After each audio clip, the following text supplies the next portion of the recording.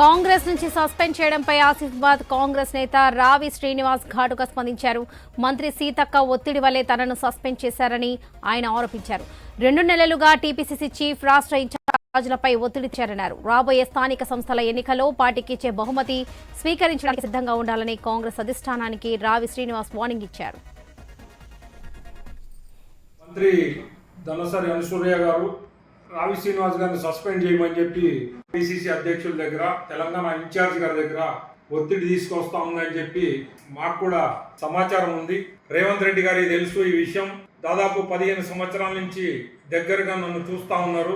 ప్రజల పక్షాన పోరాటం చేసే వ్యక్తి, అనునిత్యం ప్రజల కోసం తప్పించే వ్యక్తి. కొన్ని అనివార్య కారణాల వల్ల ఓడిపోవడం జరుగుతుంది, కానీ నిరంతరం ప్రజల పక్షాన పోరాటం చేసే వ్యక్తి అని చెప్పి ఆ రోజు సస్పెన్షన్ని కూడా ఎత్తివేయించి నాకు నా మీద నమ్మకంతో టికెట్ ఇవ్వడం జరిగింది.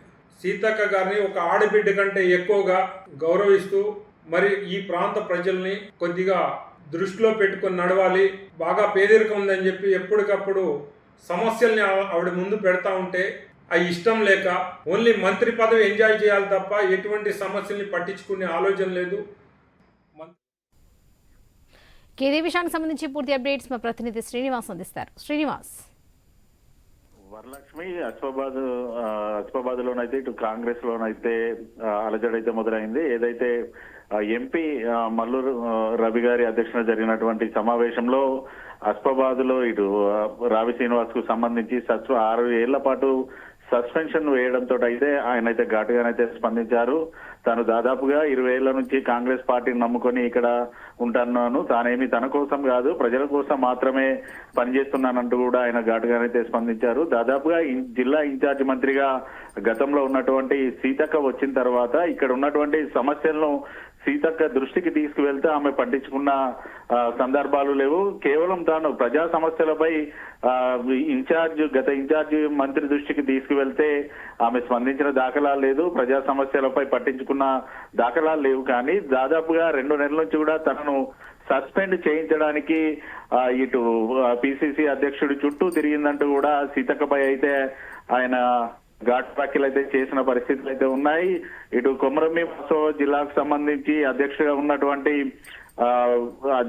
ఉన్నటువంటి వ్యక్తిపై అయితే ఆయన ఘాటుగానైతే స్పందించారు. దాదాపుగా కాంగ్రెస్ పార్టీ ఇన్ఛార్జ్ మంత్రిగా సీతక్క వచ్చిన తర్వాత కేవలం పార్టీ కోసం కష్టపడుతున్నటువంటి వ్యక్తులకు కాకుండా పార్టీని పూర్తి స్థాయిలో ముంచే వ్యక్తులను దర పెట్టుకుందంటూ కూడా రావి శ్రీనివాస్ అయితే కౌంటర్ అయితే ఇచ్చిన సందర్భాలు అయితే ఉన్నాయి. అయితే గతంలో అసెంబ్లీ ఎన్నికల తర్వాత మాత్రం అస్ఫాబాద్ లోని ఇటు సిర్పూర్ నియోజకవర్గంలో ఎటువంటి ఇబ్బందులు లేవు. ఏదైతే బీఆర్ఎస్ పార్టీ నుంచి కోనప్ప కాంగ్రెస్ పార్టీలో తీర్థం పుచ్చుకోవడం, అనంతరం ఉమ్మడి ఆదిలాబాద్ ఎమ్మెల్సీగా ఉన్నటువంటి దండే విఠల్ కూడా కాంగ్రెస్ పార్టీ చేరడంతో అయితే సిర్పూర్ నియోజకవర్గంలో ఇటు వర్గ పోరైతే మొదలైంది. అయితే దీంట్లో ప్రధానంగా సీతక్క కేవలం ఎమ్మెల్సీ దండే విఠల్ని దగ్గర పెట్టుకుంటూ కూడా పార్టీ కోసం కష్టపడ్డ తమలాంటి వాళ్ళను పట్టించుకోలేడంటూ కూడా గతంలోనైతే మీడియా సమావేశాల్లో కూడా రావి చెప్పిన సందర్భాలు అయితే ఉన్నాయి. అయితే గత 2 నెలల క్రితం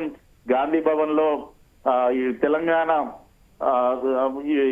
ఇటు ఉమ్మడి ఆదిలాబాద్ కు సంబంధించి ఆదిలాబాద్ పార్లమెంట్ సంబంధించి గాంధీ భవన్ లో నిర్వహించినటువంటి సమావేశంలోనైతే ఆయన అక్కసును కూడా పూర్తిగా వెళ్లిబోసుకున్న సందర్భాలు అయితే ఉన్నాయి. సీతక్కపై ఏకంగా ఆయన ఈ ఆరోపణలు కూడా చేసిన సందర్భాలు అయితే ఉన్నాయి. అయితే ఈ నేపథ్యంలోనే సీతక్క తనను సస్పెండ్ చేయించిందంటూ కూడా రావి చెప్తున్న పరిస్థితులు అయితే ఉన్నాయి. అయితే ఈ సస్పెన్షన్ తోటి నాకైతే ఒరిగేదేం లేదు. గతంలో నుంచి కూడా నేను ఇటు ప్రజల్లో ఉన్నాను, ప్రజా సమస్యల కోసమే నేను పోరాడుతున్న వ్యక్తిని. నాకు ఈ సస్పెండ్ తోటి వచ్చేదైతే ఏం లేదు. ఖచ్చితంగా రానున్న స్థానిక సంస్థల ఎన్నికల్లో మాత్రం ఖచ్చితంగా నేను ఇచ్చే బహుమతిని కాంగ్రెస్ పార్టీ స్వీకరించడానికి సిద్ధంగా ఉండాలంటూ కూడా ఆయన అయితే స్వీట్ వార్నింగ్ ఇచ్చిన పరిస్థితి అయితే ఆయన మాటల్లో అయితే కనబడుతుంది. అయితే పార్లమెంట్ ఎన్నికలకు ముందు ఇటు పార్లమెంట్ ఎన్నికల్లో ఖచ్చితంగా కాంగ్రెస్ పార్టీ అభ్యర్థిని కనుక గెలిపిస్తే ఖచ్చితంగా సిర్పూర్ నియోజకవర్గానికి పూర్తిగా తాను